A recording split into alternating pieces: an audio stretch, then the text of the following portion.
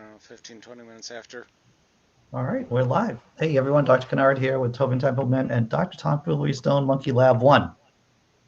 All one word, apparently. Is that That, for?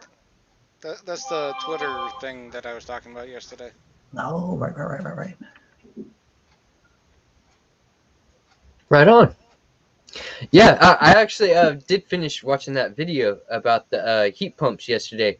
That is Mm-hmm. interesting. There is a similarity between uh, creating temperature and also electricity. I mean, like the most basic way I could say it is like electricity and creating cold temperature or hot temperature is the transfer of heat. Mm-hmm.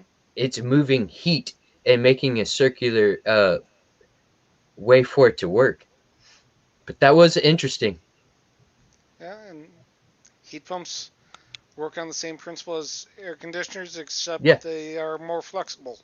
hmm Hmm. Hmm. It can go both ways. The Yep, the circuit can also run in reverse. yep. If I was going to run for president, I would say 2 cars in every garage and a heat pump in every pot. What's up, John Hudson? John. Sporting the hoodie this morning. It's 54 degrees. 54 degrees. I didn't know that was legal in Texas. How is that possible? It's kind of cool.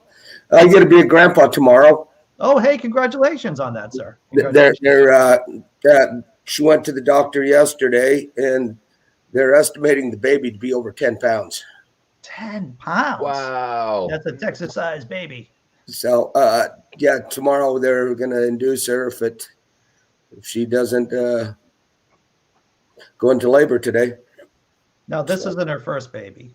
no, this isn't the first. Right. So have all the have previous babies been big babies? Jack was almost 9 pounds. Oh wow. All right.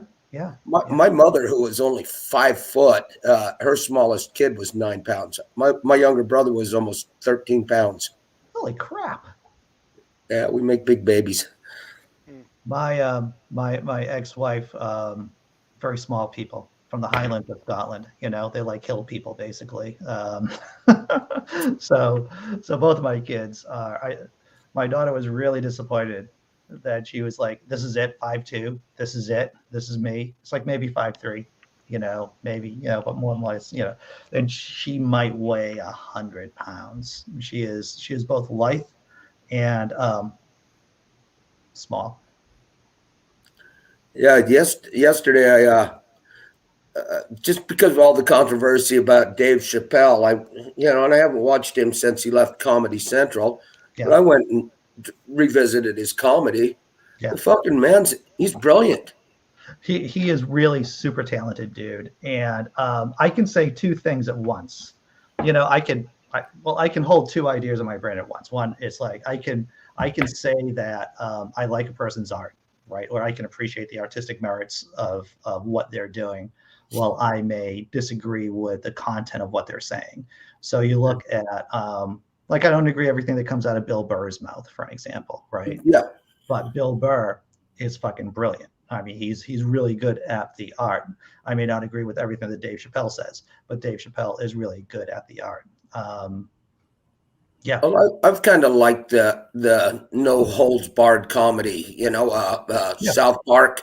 uh, Uh, uh, I really appreciate them guys. They're total assholes at times, but yeah, I appreciate the comedy, and that's comedy has always been about taking a sensitive subject and try to make it palatable. yeah.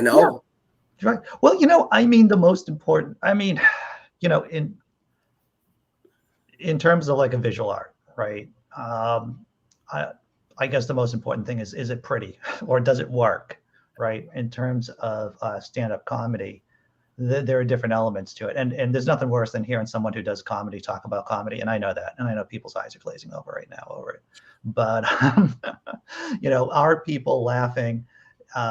It's of course for comedy important, and then so in a sense it's quite potentially like it's neither. It's Thomas Aquinas would say, nothing is good or bad in and of itself. It's the use that makes it so. So you can be like, there are some conservative comedians I definitely don't agree with, but I can say, look, they're still funny.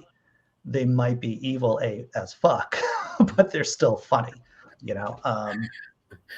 Yeah, So it's nuance, you know. So there are definitely things I don't agree with what Chappelle did in his last special, and I think his and I think the Chappelle show is brilliant. And I watch, and I still watch the Chappelle show. The I lost train of thought. I hope if I think wrong about a subject, any one subject, I would wish that people wouldn't just completely hate me. I mean, call me out on it. Call me out on it. And me personally, if y'all get to really know me, I take criticism pretty well. Yeah. Like, I would probably be a little more apt to change, but even somebody that is stubborn and hard-headed, I still, me personally, I understand what Dave Chappelle said that is wrong, but I still like him. Yeah. I mean, I don't think there's malice with, just like with Rogan. I think that there's a significant difference between someone like Joe Rogan and Dave Chappelle, who I don't agree with. Obviously, I've spent a lot of ink on the blog making fun of them. I've spent some fair time online, in this space making fun of them. But like I said yesterday, I think Rogan's eventually going to change his mind because his personality. He's just had these crazy conspiracy theories running through his head before, and it's just taken him a lot of time to snap out of it, basically. So a lot of these things that I do, especially with Rogan, is a not so gentle invitation to come back home to skepticism, right? Well, it's like I've been sucked into some conspiracy theories, like the 9/11. I still believe that our government knew more of what was going on than, they wanted to be in a war. It was the new boogeyman. We didn't have a Cold War anymore, and so I think there was more that might have went on that, and then Kennedy is always going to fuck my mind, You look at the huge mistakes that countries and individuals have made over time, and then you look at some of the genius moves certain individuals have made over time. And then you look, major historical events are really on, some major historical events are really on the tip of the needle. They could either go either way, and it's either by chance or by the stupidity or the genius of individuals that they happen to go a certain way. So all those aircraft carriers not being at Pearl Harbor on December 7th, that could very well be dumb luck, right? Yeah. That could be but it could be designed too. It could just be, I mean, and basically I'll go with what Neil deGrasse Tyson says is that, or what a lot of skeptics say is that, not to ascribe malice to what can be typically to what can be ascribed to human stupidity. So Neil's got some good one-liners. He really does. So like with Chappelle, for an example, I understand his position. He is, and I understand it. I don't agree with it, and I understand it. I think that there is a tendency, especially within the comedian industrial complex, for people just to close ranks around each other, and so not to call each other out on their material. And that's, don't do like what Joe Rogan did to homeboy Iglesias. I can't remember. Carlos Mencia. Yeah. Now that's interesting about how certain communities do police themselves at times, because when it comes to like joke theft, right? When there are intrinsic rules within the clique that people in the clique break, then that could be a form of self-policing right there. Like Catholic priests who do something against the Catholic Church. That's when the church hammers them down. not for fucking little boys, but for if you're breaking one of the tenets of the church that they take seriously, then that's when they come down on you. Comedians, it's when you start stealing jokes in a lot. I mean, a lot of comedians just steal jokes. It's unfortunate, but true. And I'm actually going to be on a show talking about that in November. But a show online, Robert Stanley show, Right to Reason. But for what Mencia did, that just stole and obviously stole from dudes that he's sharing a stage with, it was just egregious, I've ran into that as well with like creating music. Like it's really like music is like a whole bunch of different math problems, and like there's like all the variables have all those calculations have been done. Yes. Like I can see that it being that same way with jokes. There's only so many ways you can rearrange the words. Well, if you change any invention by 10%, it becomes patentable. Oh, that's a good point. That's a good point, Hudson. Yeah. So that you raise a good point. So let's say I take someone else's premise and twist it in a totally different way. I would still feel dirty about that. I still feel dirty about that. But I do repurpose my old, like especially on the blog, I still repurpose old jokes. I did a post about Ted Cruz starting the Department of Anti-Witchcraft maybe about 5 years ago. And then I repurposed that one and just put down Mike Pence. Oh, that sounds so believable too, though. Well, the funny thing is that the Mike Pence version of that post went viral. Hundreds of thousands of people read it. It blew up on Facebook. And but I just had to change Mike Pence. I just switched from Ted Cruz to Mike Pence, and that one just went crazy. Yeah. And that's the puzzle making aspect, the discovery part of arts that I really like is like switching those up and then finding that one. Hey, Sammy, what's up? This guy.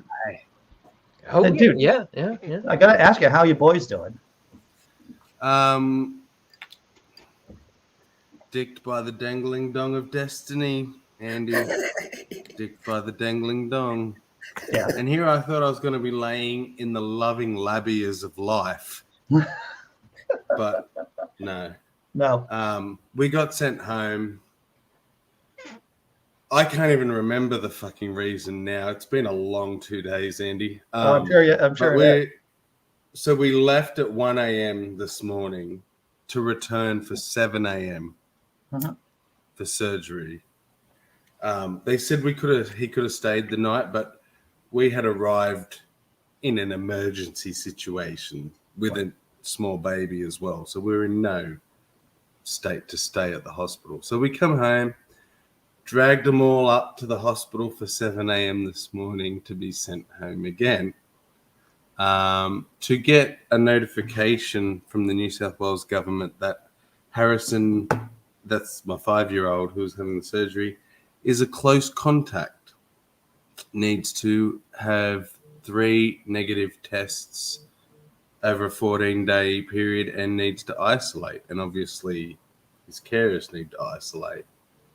So I rang the hospital about 10:30 tonight, about an hour and a half ago, and said, look, he's had a negative test already. We did it yesterday, but we received a message today. Apparently his preschool had a positive case. And because they all play in the playground, they're classing the whole school as close contacts. And I ended up having to speak to the hospital manager. I didn't even know there was such a thing. And they couldn't even tell me what we should do. They're going to bring us at 7 a.m. in the morning, which is when he was due to be back again tomorrow, and let us know what. They said essentially it's probably going to be down to the surgeon himself.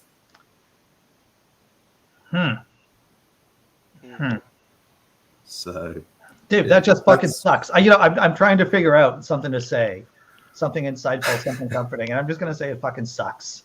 It sounds like a fucking shitstorm. And how fucking unlucky that is right there. Just fucking unlucky.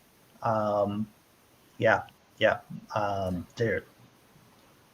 And I mean, this is, Australia has one of the world's leading medical systems. Yeah. And it still is archaic and barely functional. So I just think about like people like you in the States, and my mind boggles at what yous must go through. Yeah. I am. I'm happy to live down the street from one of the best, or a series of the world's best hospitals. And I do think about that if I do choose to leave the area. Is it fascism or medical care? Or maybe on the other hand, see, there's multiple hands. You got to have an octopus. On one hand, you have great medical care down the street. On the other hand, Trump back in office. And on the other hand, going bankrupt from the medical there, from some of the best medical care. So there's all these variables. And It's plate juggling, isn't it?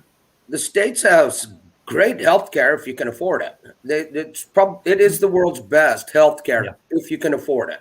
If you're Elon Musk, you can get anything you want. Yeah, the medical centers like in Houston, they're massive. I mean, the cancer research and the heart stuff that comes out of Texas, out of Houston, is huge. Yeah. When was living up in Utah, Phoenix's cousin was born with a bad heart, as a baby, and she went all the way to Houston to have her surgeries done. Oh wow! Yeah. So yeah. What's up, B?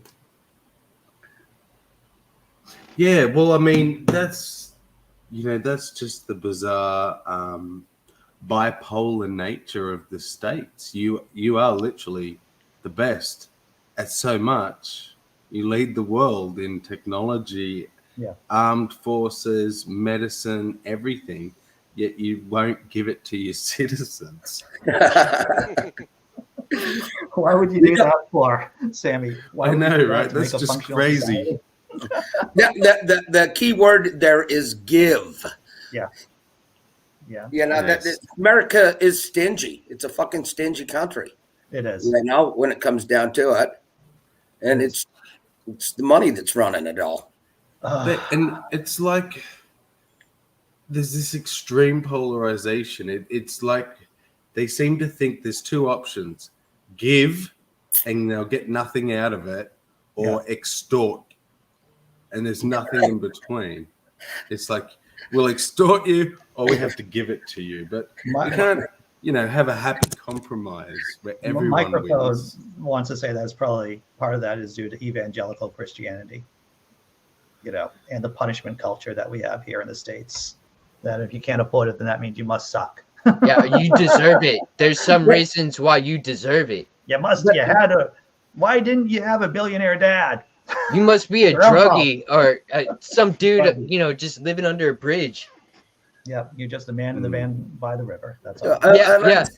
It's the poor people that are these evangelical Christians that could benefit off this. They're uneducated, so they're not making as much over a lifetime. And then, there might be money in the family, but the big churches extort that from grandma. Yeah. And that family money, all you need is a couple of cancer diagnoses. And where does that family money go? It just goes into the ether, basically. Yep, back to the oligarchs. It always seems to come back to the oligarchs. Yeah, that's why I'm so excited about this this election here, in which I get to vote in next Tuesday, and I get to vote the DSA ticket. Which my girlfriend and I were talking about it. She's like, "Who are you going to vote for?" No, I'm just going to go for the DSA, basically. Yeah, I could vote for Democrats, but why not push the conversation as much to the left as humanly possible? And they could actually win seats. How crazy would that be? Well, I've always been against the two-party system that we have here. Yeah. And I would find it interesting if we could get some candidates in there that aren't, on either right or left, or going farther left would be fucking cool. You know, it would be. Yeah, definitely. I mean, it's time for a change. You know. Well, you can see exactly the problems with the two-party system here in the States when you look at how, in theory, the Democrats had a deal like 6 months ago on Biden's infrastructure project, and now they don't. Now it's all about trying to figure out how to appease Joe Manchin and that cinema woman Fuck in Arizona. Fuck her. Yeah, fuck them both. It just pisses me off. You know? It's like Manchin. I've tried to get my head around what his position. Not so much his position, but is he genuine in his stance, or does he like that he's the contrarian and that all the attention has to come down to him? Yeah, I think it's. I think that he has a lot of incentives for being a dick. I think he's got a lot of incentives. And to think that so much is riding on how is it set up that so much can ride on one person? Well, that's a good question, Sandy. And if nothing else, this show and the show, the Disappointing Cat Morning Show is really a deep dive into how we got here and where we're going to go. I'm sure it made sense 250 years ago to have an upper chamber in the House, to have, two senators, regardless of how big a state is, so that, it's a compromise that made the country, get together for the Constitution. I'm sure it made perfect sense back then. What doesn't make sense are these filibuster rules. What doesn't make sense is all the money in politics. Those are the things that don't make sense to me, at least. I mean, if you want to function, it doesn't make sense that you can have a essentially unanimous agreement within a party, but one person can stop the whole show. Well, it's because the numbers are 50-50, Sammy. It is because the numbers are 50-50. Which I get, but I don't understand why it shouldn't be. You only need 45. Well, I see a lot of these. 50 of your party think something. Your party thinks that. Like, I understand, and that's how parliamentary systems work. Works. That's a good. So this is why it's so fucking. This is why American politics is so bizarre to people in Commonwealth countries, or people who have parliamentary systems. If the party agrees on something, it gets fucking done. That's not individualism, Sammy. That's not individualism. What I think would be amazing is if one of these Republicans that are going to be lame ducks because they don't support Trump would break ranks and fucking say, okay, I'm only going to be here for a short term. Fuck you. I'm going with these guys. Yeah. And that person could come back and probably win the Democratic Party over. You know what I mean? By saying, fuck it, I'm not playing the game with you. Our country needs infrastructure. Bridges are collapsing, are crumbling. They're falling apart in front of our fucking faces. Mm-hmm. And the infrastructure needs to happen. Parents need a break. I've been saying for a while that the Democrats are just the default party. They're the not Republicans, basically. Yeah, well, they're precisely. The Democratic Party is what the Republican Party was back in the late 70s, early 80s, in so many respects. Neoliberalism fucked up shit, man. Oh, yeah. And I believe wholeheartedly that if Donald Trump had put forward the exact same details in this bill as Biden is, the Republicans would have went, oh, this is the best infrastructure bill we've ever seen. This is amazing. Trump's amazing. Pass. They don't pass care. It straight through. But they don't simply care about it's spending. Biden. Yeah. It's obvious so the fact that they're destroying the company out of the country. Out of spite. Yeah. Well, it's all about keeping the powers to be as the powers that be, Yeah. Yeah.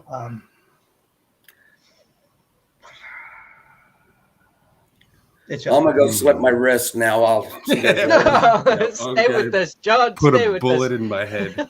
yeah. No. Oh man. Fuck. It just shows you that we can be this stupid and still be, and as long as we're smarter than the stupidest natural predator, we, you know, we've been able to get this far. Whether or not, and we already know that for our species, our greatest enemy is at this point isn't an asteroid. It's really ourselves, right? It's the fact that how are we going to be able to manage ourselves over the long term? And that seems to be the biggest riddle. Yeah. Yes, we're going to need some amazing leaders pop up. Yeah. Somehow. Yeah. I don't know how, but I remember Cranial transplant. I remember watching Cosmos when I was a kid, Carl Sagan's, right, back in the day. And it just struck me is that, until we get off this fucking planet, we're all in the trouble bubble.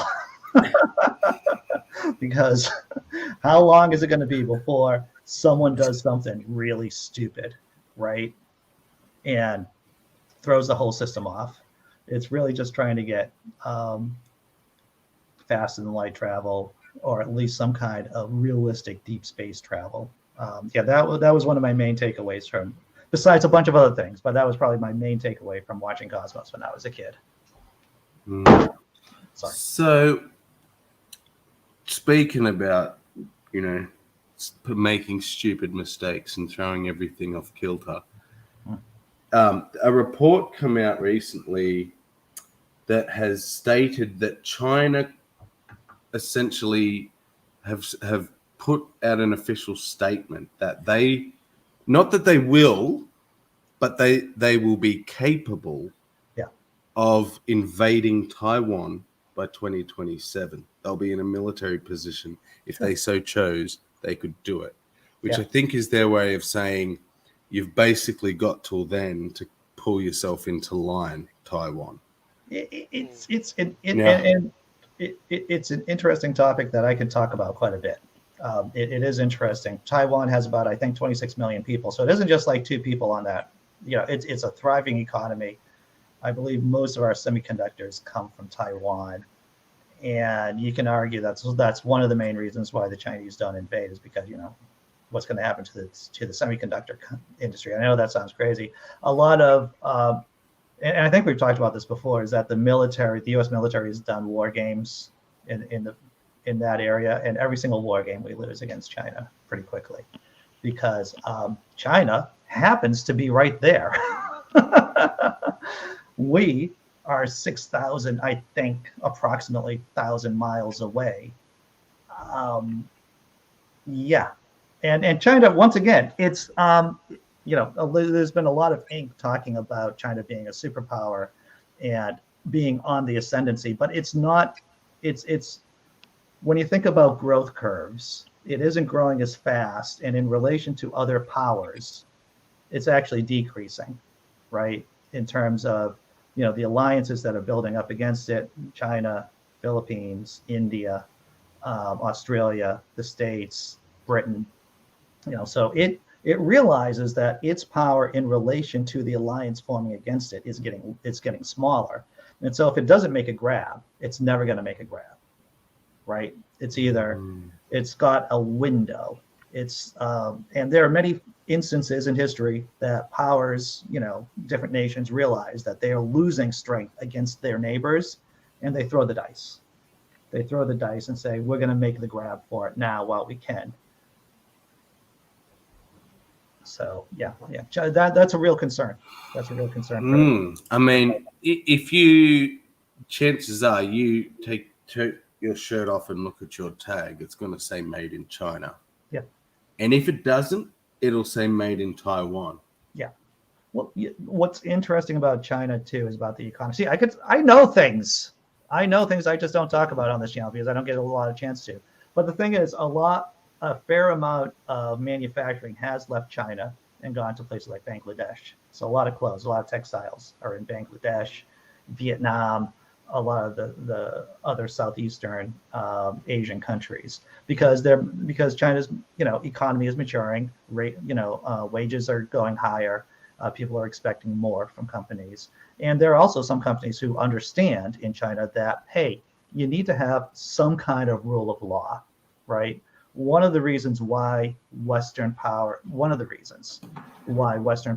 do well, or Western countries do well against despotic countries, is because at least it's manageable. There's a rule of law by and large, so that, and I know that sounds crazy coming from me, but when you look at the rule of law here in the States or in England or in France or in Germany, and compare that to places like Russia and like China, they're in two different categories. You have despotic powers where it's arbitrary, right?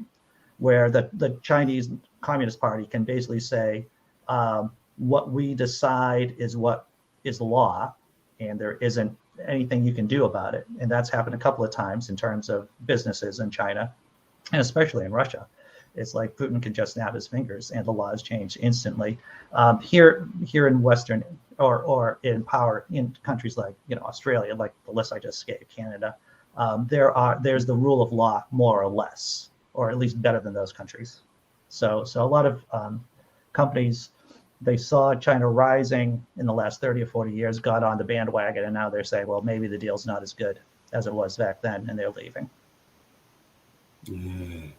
And I need to look more into this. I was watching a news report, or not so much a news report, more like a video article about Australia's position in China, and how it's turned out that not so much, I won't use the phrase untouchable, but we're in a very, very powerful position in regards to China. And I just need to get my head around how and why. And I know it's a lot to do with our coal. Yeah. And the fact that I think we were their biggest producer of coal. Yeah, that's true. I believe so. When they tried to give us the bird, Yeah. we've turned around and said, well, say goodbye to your coal. Yeah. So a lots lot of natural and lots of tension between Australia and China at the moment, and we are like this, militarily anyway. Yeah. Compared to this, yes, as well as we have a coastline like this that we can't defend, and only this many people to defend it. So if they chose to invade us, we are purely at the whim of whoever's going to help us. The good thing about China is that it has one aircraft carrier, and I believe it's a shitty aircraft carrier they got from the Russians. Now they're building more, right? So that's why they're saying we can't do, and Taiwan's just over the strait. So launching an invasion across the strait is far different from doing a major naval operation 1,000 miles away. But you are. And what's interesting too is that China's been, you look at why China is pushing solar power so much. I'm guessing it's partly for that reason. Every country wants autonomy to some extent, right? So China, it's a huge country. They want autonomy, at least economic autonomy. They don't want to be reliant on anyone for power. So yeah, that's probably one of the big pushes why they've been doing alternative energy. I mean, it's great that they're doing greenhouse. They're trying to get some kind of control over the greenhouse gases. But I think there's also definitely a military aspect and an economic aspect to it. Well, have you done a story on AUKUS at all? On what? I don't think I have. AUKUS. Oh. So the Australian, UK, and United States little pact thing that they've got, which is essentially purely for the benefit of China. As in like a front against China, as like a wall. Yeah, so it's they calling it. What are they calling it? Let me see. AUKUS Pact or alliance. Yeah. Calling it an alliance. Three-party security pact. So, and do you know that's part of the reason? Another reason we pissed France off was we had agreed to buy millions and millions of dollars of submarines off them. Yeah. And then we turned around and joined this AUKUS. Yeah. And have agreed to buy nuclear subs off the US. Yep. You know, it was done in a ham-fisted way. How the French got treated. Those diesel submarines couldn't do. If you're looking at it, you know, those diesel submarines just couldn't do the job. They just don't have the range, and you know, and it was just math basically. Maybe they could have paid off the French. Maybe they could have done something besides just basically thumb their noses at the French government over this deal. Yeah. See, so it's like it's just pissing a lot of people off. Not just China. France is another. You know, but countries are citing security concerns, financial loss, and betrayal. Yeah, because it wasn't definitely, just us, apparently. Yeah. This makes me think I definitely welcome AI overlords who will calculate out all the resources and everything. There are no deals. We can all be on the same neutral ground. Everything's equal. That would be awesome. You know, if we get to some kind of egalitarian society because of our AI overlords, I'm fucking happy. I'm ecstatic over that, Tobin. If that's what it takes, so be it.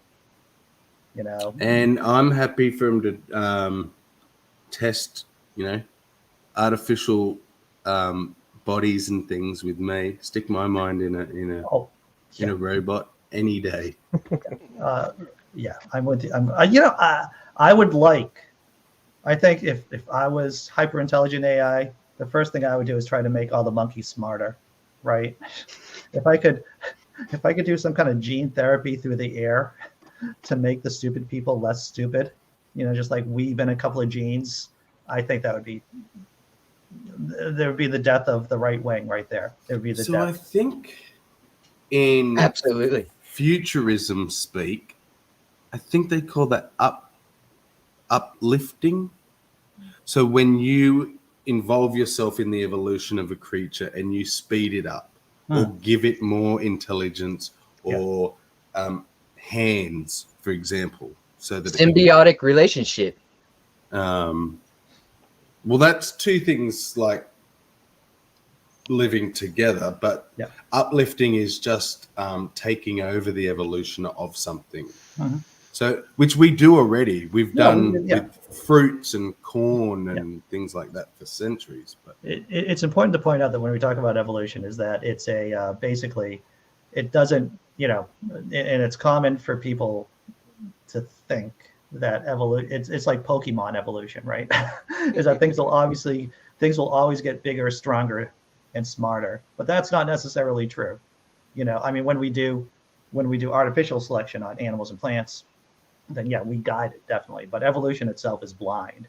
You know, you just got to look at how evolution affects animals, typically on islands, right? Animals actually get smaller typically. There have been elephant skeletons found on Crete, for an example, that there were pygmy elephants on Crete for a while, and I don't know. Someone in the chat, smarter than I am, probably knows the term for this evolutionary tendency for creatures to get smaller when secluded on islands. Oh man, I don't know the term, but I know that. No, go on, Tobin. It'll come back to me. The latest thing that I had learned about whenever I was looking into evolution, they were talking about this particular fish, and I got extremely jealous because the fish, it got teeth all the way down its throat, like it, and as it takes in food, it can like break things down. Like I don't think it chokes or anything like that. And the teeth like regrow, and I'm like, man, those lucky bastards! Why couldn't we have something like that? But yeah, yeah. I do remember. I do remember hearing about that topic, but I cannot remember that evolutionary thing where things don't get bigger; they actually are reducing. Phil Lister says it's island dwarfism. Island dwarfism, right on. Thank you, Phil Lister. Oh, and that's what I wanted to say. And I think the reason people struggle to get their head around the concept is our stupid language that we use for it. Yeah. People have this modern concept of the term fittest. Yeah. And they think survival of the fittest means the fastest, the strongest, but it's referring to the niche they are in. Yeah. The best fit for the niche will be the one that succeeds. So the fittest might be the smallest, might be the slowest. Yeah. Yeah. You look at what happened, with the comet or the asteroid that hit the planet. The definition of what was the most fit to survive changed dramatically from before to after. Yeah. Yeah. And I mean, it seems almost intuitive that things are going to get smaller because, especially as niches fill, the bigger you are, the more resources you need, so therefore more competition. Yeah. You shrink down, you have less need for resources. I'm sure that there's actually, it's funny, and I haven't really thought of this too much before, but you can see how there's like this pressure, this evolutionary pressure to either go in one or two directions, right? Either to get big or to get small. If there's a lot of competition, right? If there's a lot of competition in the middle, then there might be, and of course a lot of these conversations, like, it would be nice to have a specialist to talk about this. But I imagine there's like pressure to go in one of those two directions. Like I saw, interesting, my Bertha Vasquez, who is over at the Teachers Institute for Evolutionary Studies. She's been on the channel before a couple of times. She helps teachers, part of the Richard Dawkins Institute, CFI. So the Teachers Ties actually helps teachers teach evolution in schools. And I saw this great, if you haven't liked their Facebook page, by the way, the Ties, and if you want good, easy to understand stories and videos about evolution on Facebook, it's definitely worth doing. It's TIES, TIES. It's the Teachers Institute for Evolutionary Studies. And I saw this video on why is everything evolving into crabs. Now, not everything, but there's all these lobster-like, creatures, right? Lobsters that are evolving into crabs because tails turn out to be a pain in the ass over time. Yeah. So that just shows you that it doesn't always have to be bigger. Like, lobsters growing into crabs. That's it's our ability to adapt. Well, 12,000 years ago, all over North America, we had huge animals, giant ground sloths, the flat-nosed bear, mastodon, or not mastodons, mammoths, I believe here, and scientists said, people wiped them out, but now we're finding impact proxies, with that are showing that there was so when you said comet, I'm like, which one? Like the one from, I mean, the one that it's typically the dinosaur one. The one but the dinosaur one, I remember when that came out, that theory, that it was wiped out. And they're like, show us the crater, well, it's under the ocean. We found I'll show you a few. When you actually look at the sonar of how big the crater is, it is very impressive. It is quite impressive. Well, and I think, like most things, that it's never one thing. I always think there's a combination of things at play. And with like the mastodons and all the big creatures and that, they think that it was a combination of pressures, such as this onset of human hunting, this new creature that's now hunting them, or hunting them more often, combined with the climate change that was happening. and the bigger creatures don't fare as well in drastic climate changes, whereas the smaller ones will just bury down into the warmer earth to survive and things like that. Yeah. So they think, you can't just go, it was this. It's sort of a combination of this and this. Of many things. But with the comet, it wasn't just the comet, it was the gases that escaped, the blackening of the sun, and there's so many things that all played part. That all play into that too. But during the Younger Dryas period, when all these things went extinct, they're showing on these Greenland ice cores that there was great temperature variation. And and it's still debatable. The impact proxies say that it would have been comet related, asteroid maybe. But there's other doctors. I mean, Dr. Schock, he says it's solar flare. But that's not going to leave them proxies that are in the ground. The different minerals and such we find from. Hey, I'm getting called for breakfast. Take care. Enjoy. Take care. Have a good day. You too, John. That's right. Thank you, Phil Lister. On fire. That's the layer of iridium that is from that impact at the that helped destroy the dinosaurs, the land-based dinosaurs at least. And is that the worldwide thing they refer to that as is K2? It's iridium. It's of what was it? What was the term? They call that the K2 layer or something. I'm not sure. But it is a thin layer around the world, right around the time that the dinosaurs went extinct. But yeah, I do remember that when that came out, because up until before that, no one really knew why the dinosaurs died out. There are all these theories.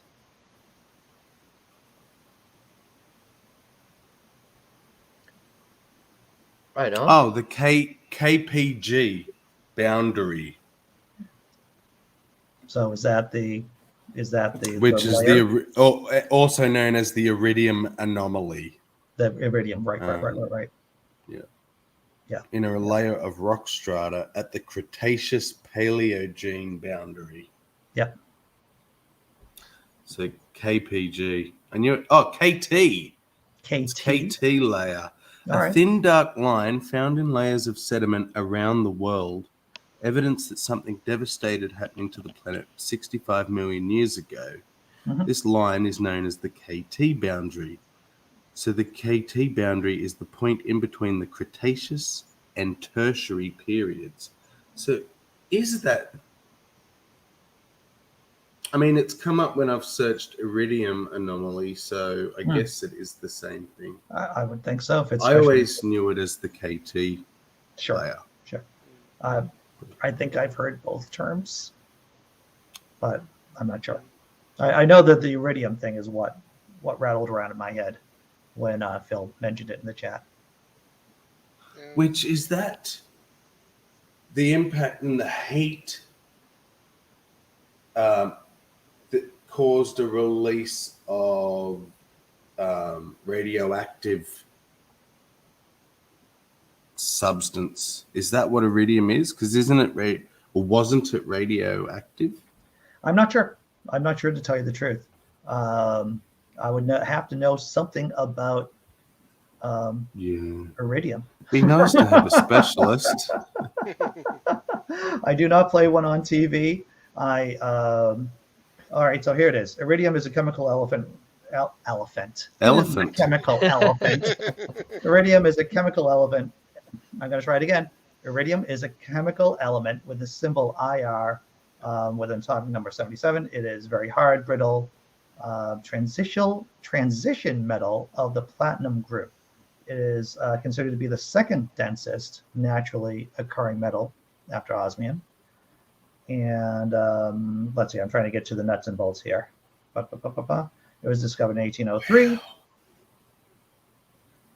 Used in salts and acids combined with chlorine. It doesn't say automatically that it's radioactive because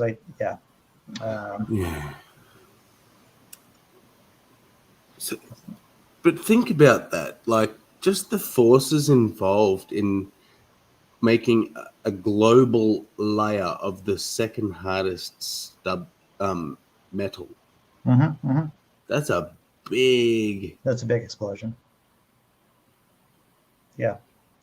So one of the isotopes is radioactive, and it's used in industrial radiography. And so there you go. So there is so this is probably the toxic iridium. It's the isotope of the substance. Yeah. And what I've seen, the reason my brain remembered that was what I can vaguely remember was when it happened, that was quite radioactive, which just added again to the loss of life around the time. So here's, I'm just going to keep reading. It's the Cretaceous Paleogene boundary presence. So you have the Cretaceous period, and then that was the end of the dinosaurs, basically, or the land-based dinosaurs. So this is once again from Wikipedia. The Cretaceous Paleogene boundary of 66 million years ago, marking the temporal border between the Cretaceous and Paleogene periods of geological time, was identified by a thin stratum of iridium-rich clay. A team led by Luis Alvarez proposed in 1980, back in the day, to you and me, everyone, an extraterrestrial origin for this iridium, attributing it to an asteroid or comet impact. Their theory, known as the Alvarez hypothesis. See, that's a Jeopardy question right there. What is the Alvarez hypothesis? And I'm just saying Alvarez hypothesis for me to kind of log it into my hippocampus right now, is now widely accepted to explain the extinction of non-avian dinosaurs. A large buried crater, impact crater structure with an estimated age of about 66 million years was later identified under what is now the Yucatan Peninsula.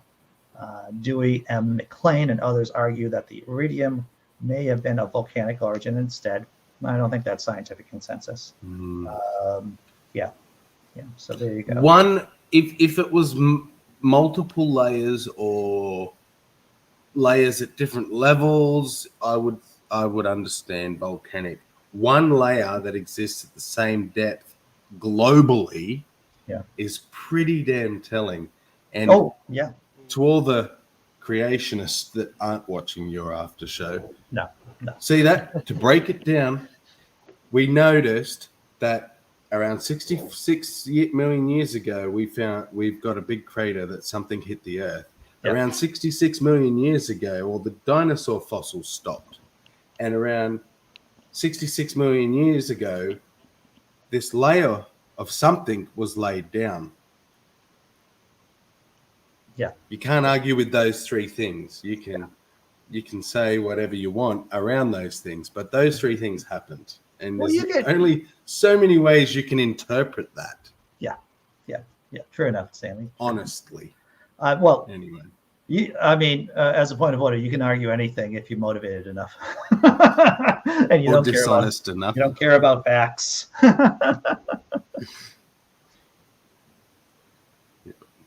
Well, this is my truth, Andy. This is my truth. This is what I feel in my heart. Alternative facts. Yes, alternative facts. Well, I heard on this Flat Earth channel, blah, blah, blah, blah, blah, or they have millions of viewers, and that means they must be real. Yep. Viewers all around the globe. Yeah, right.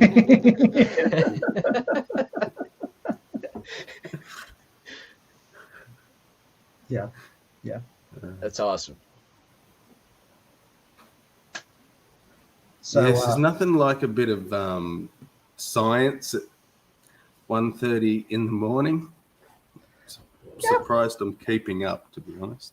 Yeah, you're doing quite well. But the adrenaline can do things. Getting angry. That can really sharpen attention right there. It's like nature's speed. It is. It is really. It's you should wake up. Bam, bam, bam, bam, bam. If you're angry about something.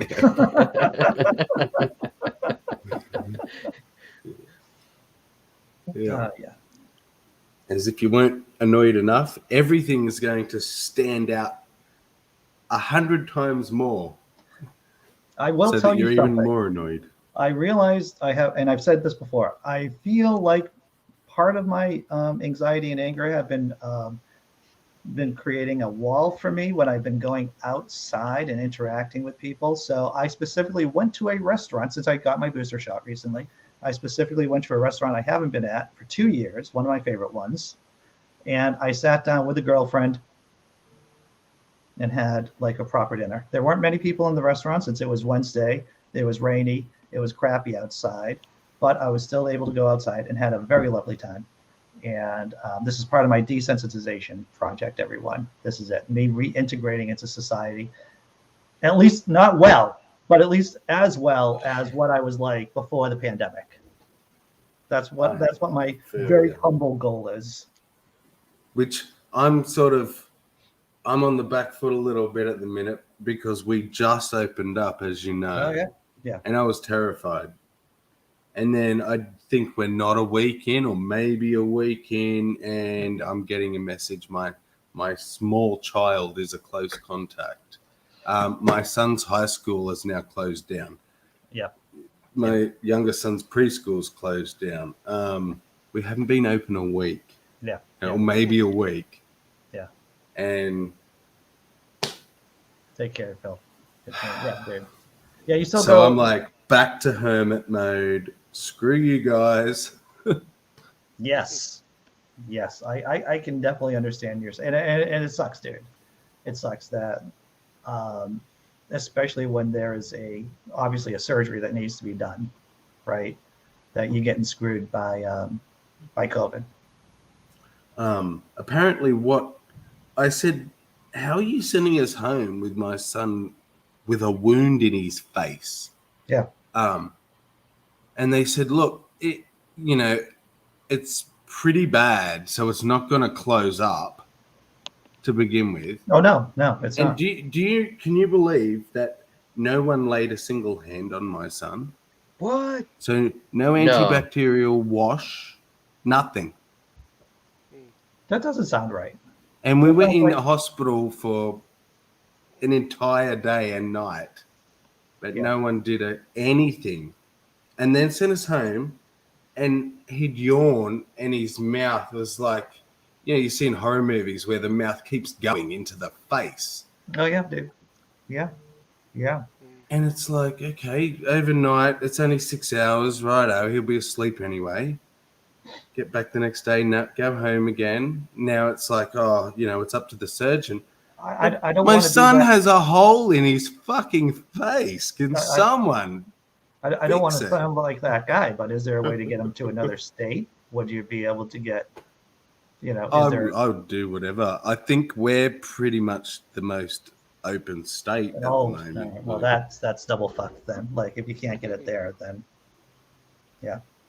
I'm thinking, unless this surgeon has no heart beating in his chest, he's gonna say like, this kid can't be walking around with his fucking mouth hanging off his face. It's not that bad. I'm exaggerating, but both because we've both been working in the field for a while. I know that I have had to interact with medical professionals on a number of different times, and advocating for people.